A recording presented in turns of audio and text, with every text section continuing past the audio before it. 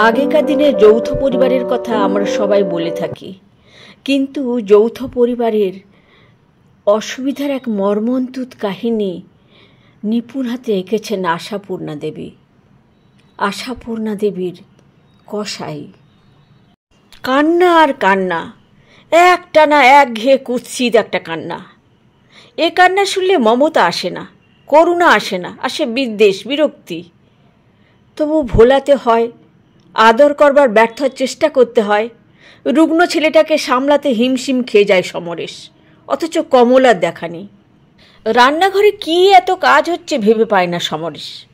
সংসারে আরও দুটো বউ রয়েছেন বিধবা দিদি, বড় বউয়ের মেয়েটাও শাড়ি ধরেছে ইদানিং। তবু কমলাকে কিংবা রুগ্ন ছেলে ফেলে রান্নাঘরে পড়ে থাকতে হয় কেন? এ প্রশ্ন করবার জন্যে বারবার এগিয়ে গিয়েছে সমরেশ, ফের ফিরে এসেছে। জানে সমরেশ রান্নাঘরের দোরে হানা দিয়ে প্রশ্ন উচ্চারণ করলে পরে কমলাই সমরেশকে আস্ত রাখবে না, হয়তোবা রাগ করে আরও দেরি করবে। ছেলেটার দুর্গতি তাতে বাড়বে, বই কমবে না। রোগা ছেলের দুর্দশা করে সংসারের বয়স্ক পোষ্যদের 16 আনা সেবার নৈবেদ্য সাজানোর চেষ্টায় সমস্ত সময়টা ব্যয় করার মধ্যে কী মনস্তত্ত্ব আছে সমরেশ ভাবতে থাকে। অথচ কমলার কথায় বার্তায়, অভিযোগে অনুযোগে এমন একটা ক্ষোভ প্রকাশ পায় যাতে বোঝা স্বাভাবিক বাধ্য হয়েই এমন হৃদয়হীনতা করতে হচ্ছে বেচারাকে। সত্যি কি তবে সমরেশের আত্মীয় পরিজন এত নিষ্ঠুর? মানুষ, মেয়ে মানুষ এত নিষ্ঠুর হয়? ওদিকে কিন্তু কমলাও মনে মনে অস্থির হয়ে উঠেছে। ছেলের কান্নার ধরনে বুঝেছে সমরেশ আর পারছে না, কিন্তু করবে কি? আজ যে তার রান্নার পালা। কমলা যদি পালা ফাঁকিয়ে দিতে চায়, চলবে কেন? কচি ছেলে আর কার নেই, কার হচ্ছে না? রোগ অসুখই বা কার ছেলের নেই? তবে হ্যাঁ, কমলার মতো ছেলেকে এমন বেয়ারা আবদেরে করে মানুষ করে না কেউ, এই যা। এ ধরনের কথা বেশি বলেন বড় যা। এক থালা রুটি বেলে কমলার উনুনের দিকে ঠেলে দিয়ে তিনি বলে ওঠেন, কান্না কান্না বাস, বাড়িশুদ্ধ লোকের কানে তালা ধরে গেল।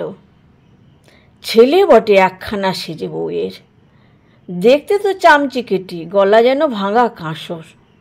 কমলা সেই বেলা রুটির গাদা আর মাখা ময়দার পর্বতের দিকে তাকিয়ে হতাশ নিঃশ্বাস ফেলে। আজ যে এত কান্না কেন কাঁদছে? কি জানি ভেতরে ভেতরে কিছু যন্ত্রণা হচ্ছে কিনা।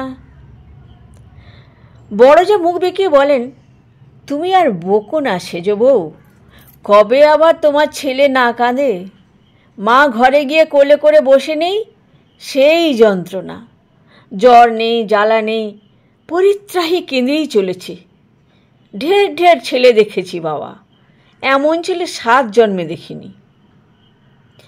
বিধুমাননদ সেইমাত্র ঠাকুরঘর থেকে নেমে আসেন এবং তীব্র ভাষায় বড় ভাজকেই সমর্থন করেন। ভোর সন্ধেবেলা ছেলের চিৎকারে পুজো পাঠ মাথায় উঠলে গা।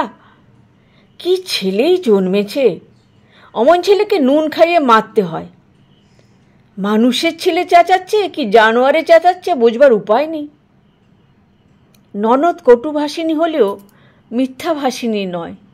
সত্যি ছেলেটা চিৎকার করে যেন জানোয়ারের কণ্ঠে। কে জানে কোথায় আত্মগোপন করে আছে এই চিৎকারের কারণ, কোথায় অবস্থান করছে এই কান্নার উৎস। ডাক্তার হার মেনেছে, তবু হার মেনেছে এটা স্বীকার করে না। বলেই বলে অ্যালার্জি। সম্পূর্ণ অচেনা নতুন আমদানি এই নামকে কেউ রোগ বলে স্বীকার করে না, তাই হাসি টিটকিরিই চলে। ভাবটা যেন আবদেরে ছেলেকে রুগ্ন বলে চালাতে চায় কমলাই, ছেলের দোষ ঢাকতে। ননদের তীব্র ঘোষণায় চোখে জল এসে যায় কমলার। কি একটা বলতেও বলা হয়ে ওঠে না। কিন্তু ঠিক এই সময় সমরেশ এসে জীর্ণ শীর্ণ ছেলেটাকে প্রায় ঠক করে রান্নাঘরের দোরে বসিয়ে দিয়ে চিৎকার করে বলে ওঠে, পিণ্ডির জোগাড় আর শেষ হচ্ছে না, ও কাজ আর কাউকে দিয়ে হতে পারে না। না হয় বাজার থেকে পাউরুটি এনেই গেলা যাক না। বোঝা যায় ধৈর্যের সীমা অতিক্রম করে গেছে সমরেশের। কথাটা বলে চলে যায় সে। মুহূর্তের জন্য উপস্থিত সকলেই চুপ করে যায়, কিন্তু সে মুহূর্তের জন্যই। পরক্ষণেই ক্ষণ ক্ষণ করে ওঠেন বড়জা। যাও গো যাও সেজে বউ, ছেলে কোলে করে ঘরে বসো গে। দেখলে তো বাড়ি শুদ্ধ লোকের পিণ্ডদান হয়ে গেল। স্পষ্ট করে বললেই হয় বউ রাঁধতে পারবে না। ছেলেকে চিমটি কেটে কাঁদিয়ে এমন ঠেস দিয়ে কথা শুনিয়ে কোনো দরকার ছিল কি? কমলা ব্যস্ত হয়ে হাত ধুয়ে বোধ করি ছেলেকে তুলতেই যাচ্ছিল। এই কথায় সহসা ওর মাথায় আগুন জ্বলে ওঠে। উঠে গিয়ে রোগা ছেলেটার পিঠে এক চড় বসিয়ে দিয়ে আবার এসে নীরবে রুটি সেঁকতে বসে। কিন্তু ছেলে তো আর তাতে ভয়ে কাঠ হয়ে যাবে না। সে এ ব্যাপারের প্রতিশোধ নিতে ছাড়ে না। ফলে ছেলের জ্যাঠা কাকা সকলেই ছুটে দেখতে আসেন ব্যাপারটা কি। আসেন মানে আসতে বাধ্য হন আর কি। কান্না 24 ঘন্টায় শুনছেন তারা। শুনে শুনে কানে তালা ধরে গেছে সত্যি। কিন্তু এই যে একেবারে অসহ্যের অতিরিক্ত। সেজে বউ কোথাও চলে গেছে কি না এই প্রশ্নে পঞ্চমুখ হয়ে ওঠে সবাই। শেষ পর্যন্ত অবশ্য কমলার জেদ থাকে না। রান্না ছেড়ে উঠে এসে ছেলে ধরতে হয় তাকে। আপদ তো মরেও না বলে ছেলের পিঠে আরও এক চড় বসিয়ে তুলে নিয়ে চলে আসে। ভেবেছিল ঘরে এসে সমরেশকে দেখে নেবে এক হাত, কিন্তু এসে দেখল সমরেশ ঘরে নেই, বেরিয়ে গেছে। পুরুষের সহ্যের সীমা অতিক্রম করলে তবু বহির্বিশ্বের এতটুকু আস্বাদ পাবার উপায় আছে। ঘর সংসারের এই অবোধ মেয়েরা তাতেও বঞ্চিত, কিন্তু তাদেরও তো সহ্যের একটা সীমা আছে। মরিয়া হয়ে ক্রন্দনরত ছেলেটাকে টানতে টানতে উঠে যায় কমলা 3 তলার ছাদে। থাকবে সে, এখানেই বসে থাকবে। যদি এতেই বাড়ির লোকের কানে শান্তি হয়, ছেলে চুপ করাবার সাধ্য যখন তার নেই। চৈত্রের এলোমেলো বাতাস বইছে। রাত 9টার কম নয়। এখানে উঠে এসে সহসা যেন একটা নতুন জগৎ আবিষ্কার করে। বাড়ির মধ্যে এটুকু মুক্তিও তো আছে, এটুকু হতেও বঞ্চিত থাকে সে। ছেলের কান্না থামাবার কিছুমাত্র চেষ্টা না করে নিজেই উপুর হয়ে পড়ে কাঁদতে থাকে।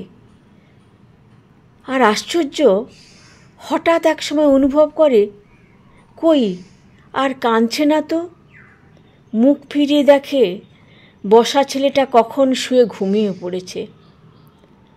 সহসা একটা কথা মনে হয় কমলার, গরমের জন্যে কাঁদে না তো ছেলেটা। হয়তো তাই সমরেশ খালি ঠান্ডা লাগার বাতিকে ছেলেকে আষ্টে পৃষ্ঠে মুড়ে রাখতে চায়। বেচারা ওই জন্যেই কাঁদে। কাল থেকে যা হোক করে সন্ধেবেলা একবার ছাদে এসে ছেলেকে ঘুম পাড়িয়ে যাবে। কাছে সরে গিয়ে আঁচলটা তার গায়ে ঢাকা দিয়ে চুপ করে বসে থাকে। না, নিজে থেকে কিছুতেই নামবে না সে। সমরেশ এসে সাধ্য সাধনা করুক, বাড়িতে আগুন জ্বালিয়ে দিয়ে দিব্যি চলে যাওয়া বাবুর।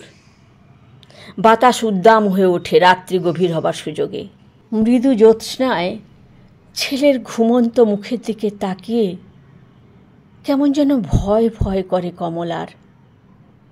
আরও নিবিড় হয়ে কাছে সরে এসে আবার শুয়ে পড়ে। খানিকটা পরেই সমরেশ এসে দাঁড়ায়। সাধ্য সাধনার দিকে যায় না। ক্রুদ্ধ কণ্ঠে বলে, এর মানে কি? এই হাওয়ায় শুধু মাটিতে শুইয়ে রেখে দিয়েছ? খুন করতে চাও নাকি ছেলেটাকে? কমলা অবশ্য নিরুত্তর। এত সহজে কথা কওয়া চলে না। নিয়ে চলো, ডাক্তারবাবু এসেছেন। ডাক্তারবাবু? আর অভিমানের বায়নাক্কা রক্ষা করা চলে না। ধর্মর করে উঠে বসে কমলা। বিহ্বলভাবে বলে, ডাক্তারবাবুকে ডাকতে গিয়েছিলে? না তো কি হাওয়া খেতে গিয়েছিলাম। এ কি, কি হয়েছে? এই যে একেবারে জ্বরে পুড়ে যাচ্ছে। নিচু হয়ে নিজেই ছেলেটাকে তুলতে গিয়ে চমকে উঠেছে সমরেশ। কমলা ভীত কম্পিত হয়ে হাতটা বাড়ায়। সমরেশ, ছেড়ে দাও বলে ওর হাতটা ছুঁড়ে সরিয়ে দিয়ে ছেলে নিয়ে নিচেই চলে যায় এবং নিয়ে যেতে যেতেই নতুন লক্ষণটা স্পষ্ট হয়ে ওঠে। ভীতিকর, গা ছমছমে লক্ষণ, কঠিন কঠোর একটা স্পর্শ। ডাক্তারের কাছাকাছি গিয়ে বিছানায় শুয়ে দিয়ে হতাশভাবে বলে, ডাক্তার সেন, এর ঘাড়টা যে একেবারে শক্ত হয়ে গেছে। নিঃশব্দ, নীরব স্তব্ধতা, কুৎসিত কান্নাহীন শান্ত মৌন বাড়ি। আর কারো কানে তালা লাগাবার কোনো যন্ত্রণা নেই। হ্যাঁ, শুধু সেই কান্নাটাই চুপ হয়নি, সকলেই একটু চুপ হয়ে গেছে। শুধু মাঝে মাঝে অস্ফুট একটা শব্দ। কিন্তু স্তব্ধতা আর কদিনের জন্যে? একার সংসার তো নয়, অনেকের স্বার্থে গঠিত সংসার। একজনের জন্য কদিন সহানুভূতি প্রকাশ করবে? তাছাড়া সকলেরই মাত্রা জ্ঞান আছে, কতটুকুর জন্য কতটুকু খরচ করা দরকার সে সবই জানে। ব্যাপারটা ক্রমশ থিতিয়ে যায়, সব কিছুই যথা নিয়মে চলে। শুধু কমলার রান্নার পালার দিনগুলো ভেঙে চুরে গড় হিসেব হয়ে গেছে। ওকে আর কেউ ডাকে না। অগাধ অবসরের সমুদ্রে ডুব দিয়ে নিঝুম হয়ে দিবারাত্র পড়ে থাকে কমলা নিজের ঘরে। অফিস থেকে এসে ক্লান্ত দেহ ঘামে ভেজা শার্টটা খুলতে খুলতে শান্ত বিরক্ত স্বরে বলে সমরেশ, এভাবে শরীর নষ্ট করার কোনো মানে আছে? একটা অসুখ বাঁধিয়ে বসলে কারুর কোনো লাভ নেই। বিরক্তির স্বরটা বুকে বাজে। হঠাৎ উঠে বসে কমলা তীক্ষ্ণ আর বিদ্রুপের স্বরে বলে, ও, তুমিও এখনই লাভ লোকসানের হিসেব কষতে বসেছ? তার মানে এখনই আমাকে জোয়াল কাঁধে নিতে বলছো, কেমন? সেসব কিছুই বলিনি আমি, শুধু বলছি এভাবে করে একটা রোগ বাঁধিয়ে বসবে। যাক যাক, শাক দিয়ে আর মাছ ঢেকো না। আমার জন্য তো তোমাদের দরদ উধলে উঠেছে। স্বার্থপর, তোমরা সবাই স্বার্থপর। কণ্ঠস্বরের তীক্ষ্ণতা আর রাখতে পারে না কমলা। হঠাৎ ডুকরে কেঁদে ওঠে। সংসারের কারুর প্রাণে দয়া নেই। এই যে আমি পড়ে আছি, দিব্যি চলে যাচ্ছে সংসার, শুধু তখনই ছেলেটাকে মেরে ফেলতে। আরও ডুকরে ওঠে কমলা। শেষ দিন অবধি তাকে ফেলে রেখে হেসে সামলেছি আমি। কেউ বলেনি, আহা ওর ছেলে মরছে। কসাই, তোমরা সবাই কসাই। কিন্তু এত বড় ভয়ঙ্কর অভিযোগেও তো কই বিচলিত হয় না সমরেশ। আপন পরিজনদের হৃদয়হীনতার জন্য ত্রুটি স্বীকার করে না তাদের কটু সমালোচনা, বরং একটু হাসে, ব্যঙ্গ আর বিদ্রুপের ধারালো হাসি। যে হাসি কেবলমাত্র মেয়েদেরই একচেটে, সে হাসি পুরুষের মুখে দেখলে কেমন যেন ভয় ভয় করে। সেই ধারালো হাসি এসে সমরেশ বলে, কসাই আমরা না তুমি? আমি? হ্যাঁ, তুমি। তোমরা মেয়ে মানুষের জাতটাই তাই। তোমরা পুত্র শোকের যন্ত্রণা সইতে পারো, তবু সইতে পারো না দুটো বাক্য যন্ত্রণা। এতটুকু কথা সয় না তোমাদের, গায়ে ফোসকা পড়ে। মুমূর্ষু ছেলেটার মরণ যন্ত্রণার কান্নাকে অবহেলা করে সংসারের কাজ না করলে কেউ ফাঁসি দিত তোমায়? না হয় দুটো কথাই শোনাতো, তার বেশি তো নয়। সেটুকু সহ্য করতে পারো না তুমি। না, তোমরা পারো না। তাহলে যে ত্রুটিশূন্য কর্তব্য করতে পারার অহংকার খর্ব হবে, সে অহংকার কারো জন্য খর্ব করতে পারো না তোমরা।